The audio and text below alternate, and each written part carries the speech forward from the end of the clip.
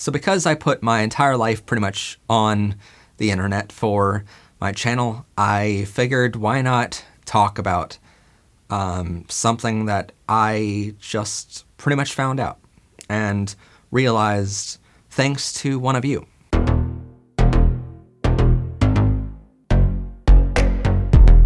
Back on Christmas Day of 2017, I came out to my very close family and friends as bisexual. I pretty much was trying to just test the waters one final time to see if they were okay with me being gay, and fully knowing that I was lying to them, but hoping that if they were hateful towards it and not accepting, that they would still have this false hope I would end up with a girl someday. And I thought it was fine to do that. So I came out to them as bisexual. They were completely accepting, and all of my friends and family accepted me since then. So it was great to see. And it's fantastic that I had that experience and so welcoming in not just the LGBTQ, but in my personal life too. So in the coming weeks, I started coming out to people as truly gay, because that's who I truly am inside. And I started to realize that it's a lot harder to find the perfect guy than I originally thought, but my friends kept, reassuring me that, this is perfectly normal, that, I was basically starting over as a teenager all over again, trying to find love for the first time, and it might take a couple tries. They kept reassuring me and helping me through that whole process, and it felt like forever, but looking back, it doesn't seem like that long of a time between when I came out and when I got my first boyfriend.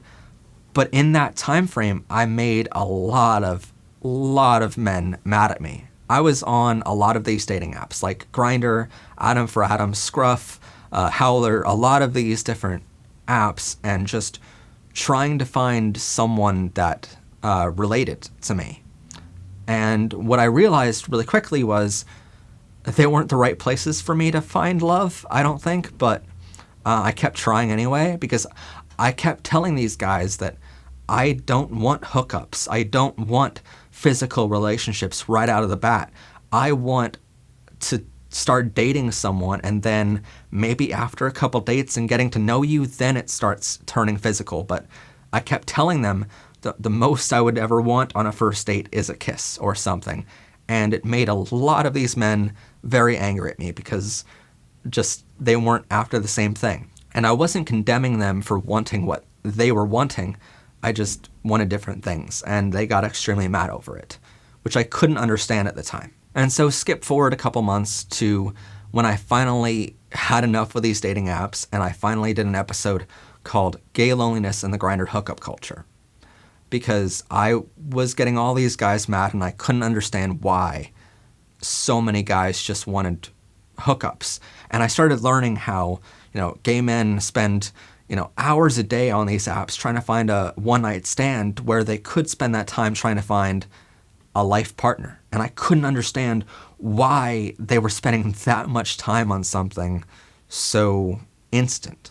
But in that episode, for one of the first times on the show, I finally let people in on what my personal beliefs are and what I personally want in a relationship, and how I feel like, a kiss is a sign of I love you, or I want this relationship to go somewhere, and how anything more than a kiss is a sign of a deep emotional connection, and how those two are highly linked for me between emotion and physical. And for me, talking about all this data or all these facts on a weekly basis, it's very fun for me to do that, honestly. But in order for an audience to absorb that information properly, or for them to really keep watching the show, I felt like I needed to add some personality to it, and some of my personal stories or beliefs, and help them relate better to the topic that we're talking about that week. And I kept adding these personal stories or these personal beliefs, not really thinking twice about it at all. And so you skip forward a couple months to an episode called Pride Flags and what they all mean. It ends up being one of the most popular on the channel, but in it we cover 94 pride flags. It's impossible for me to really think about all 94 as I'm writing a script or doing an episode here, but really, all I really got excited about in that episode was the rainbow pride flag, which I identify with, and the pup pride flag, which I also identify a part of that community in the LGBTQ. And so I really only got excited over those two, and the rest were just pieces of information I was talking about. The counterpart to demi-romantic is called demisexual, and this pride flag represents those who do not experience sexual attraction to another person until an emotional connection with that person is already in place. And you gotta understand, for what I do, I spend days on end writing episodes, shooting them, and editing them, and sadly, I never get to watch them as a viewer.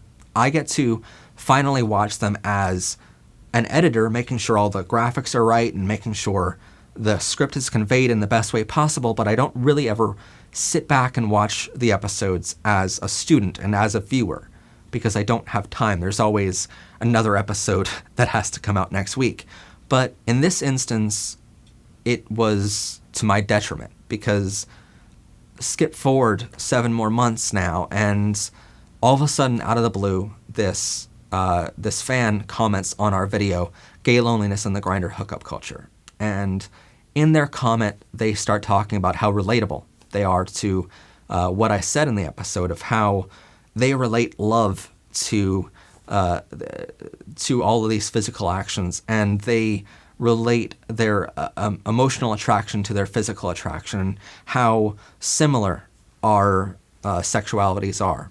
And they end their comment with something baffling to me, and how they were so happy to find another demisexual person on the internet. And I start realizing I've never said on the show that I was demisexual. I've never even thought about it myself, let alone said it in a TV show.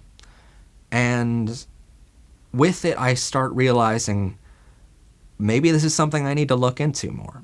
And so I immediately do tons and tons of research over the coming days, and I start realizing the true definition of demisexual is someone who doesn't feel a physical attraction to someone until an emotional bond is created. And I start realizing, well, that's somewhat relatable to me, but not perfectly on the nose of who I am, because I mean, I've been in relationships before where the more emotionally attracted I am to them, the more physically I am attracted to them as a result. And those two are very much linked for me. But how come I was physically attracted to them first?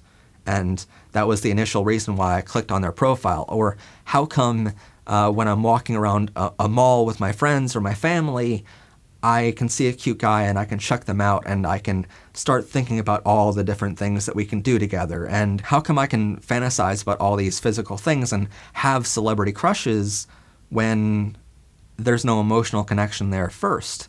And it confused me for a good amount of time there. But the more I started researching and the more I started reaching out to all these different demisexuals and asking their opinions about, what my personal beliefs are and am I truly demisexual, the more I started to realize that demisexuality is a spectrum. And sure, for a lot of them, they are only physically attracted to someone once an emotional attraction is created. But there are also demisexuals who have some initial physical attraction, and then that physical attraction is just built greater and greater once an emotional attraction is built up as well.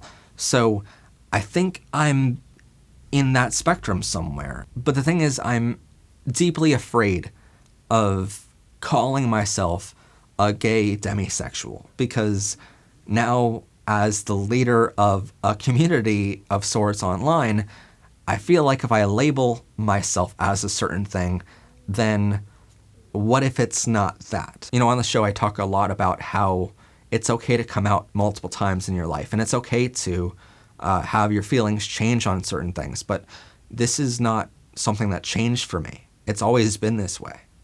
And I've always only been attracted to men. I've always felt like I wanted an emotional connection before something physical happens.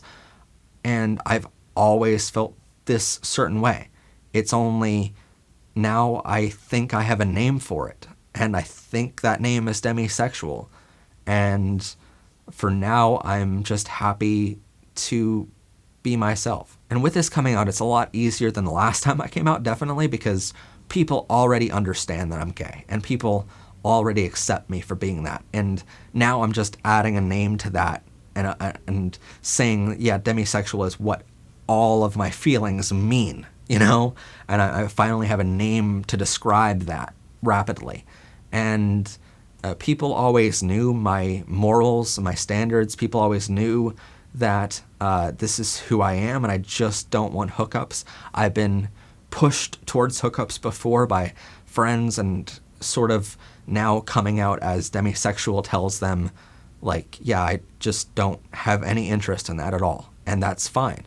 I don't care if you want that in your life, but this is who I am, and I don't want that in mine. Some people have described demisexuality to me as a spectrum of asexual, and I'm definitely not towards asexuality. I definitely want relationships with guys, and I want them to eventually get physical, but it's perfectly fine to describe myself somewhere in the middle of that, of only wanting it after an emotional bond is there. And honestly, the past little bit of finally having a name for this, it has made me incredibly happy to know that I'm not alone.